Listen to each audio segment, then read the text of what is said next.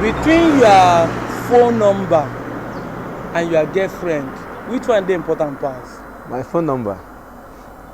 So you mean if you lose your phone number, you'll be more annoyed than losing your girlfriend? Exactly. Why? Because my phone number is like what people use to get access to me. But my phone, my girlfriend, I might lose her today. Tomorrow another person will take over. So I prefer my phone number than my girlfriend. Okay. I will say that anywhere.